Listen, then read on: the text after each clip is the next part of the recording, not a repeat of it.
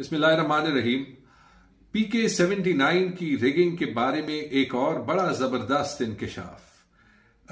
आपको मैंने पहले भी बताया है कि मेरे हल्के में जो 66 पोलिंग स्टेशन हैं उसमें 64 पे जो है वो फिगर फजिंग हुई है और इसमें ज्यादातर में जो हुआ है आरओ साहब ने, अरशद अफरीदी साहब ने किया ये कि उन्होंने मेरे वोट्स और जिनको जितवाया गया है या नोटिफाई किया गया है जलाल खान साहब, उनके वोट्स एड अप करके रीडिस्ट्रीब्यूट किए।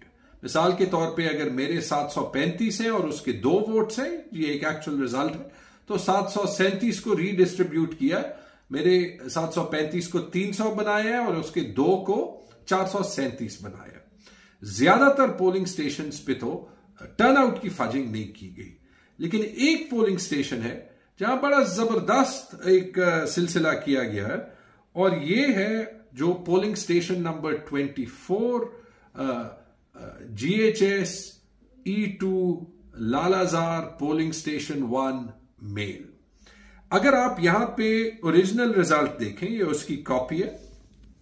यहां पे आप देख सकते हैं कि मुझे 650 वोट मिले और जलाल खान साहब को 49 वोट मिले, 650 and 49।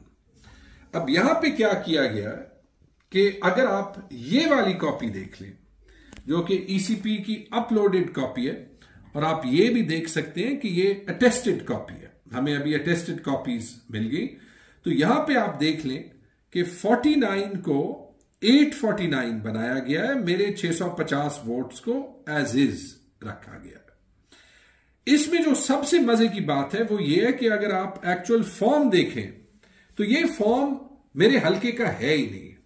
अगर आप यहां पे नाम देख लें तो ये फॉर्म पीके 83 पेशावर का है, पीके 83 का, जहां पे मेरे कजन समर बिलोर और मीरा खान अफरीदी का मुकाबला था।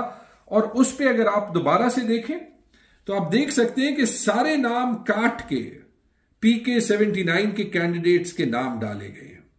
तो इससे ज्यादा एम्बैरेसिंग और इससे ज्यादा ब्लैक एंड व्हाइट में धांधली तो साबित नहीं हो सकती। और इसी टाइप के रिजल्ट्स जो हैं वो पूरे पाकिस्तान में दे के पाकिस्तान के इलेक्शन का एक मजाक बनाया गया, जो इंशाल्लाह मुझे उम्मीद है कि ट्रिब्यूनल्स और कोर्ट्स रिवर्स करेंगे।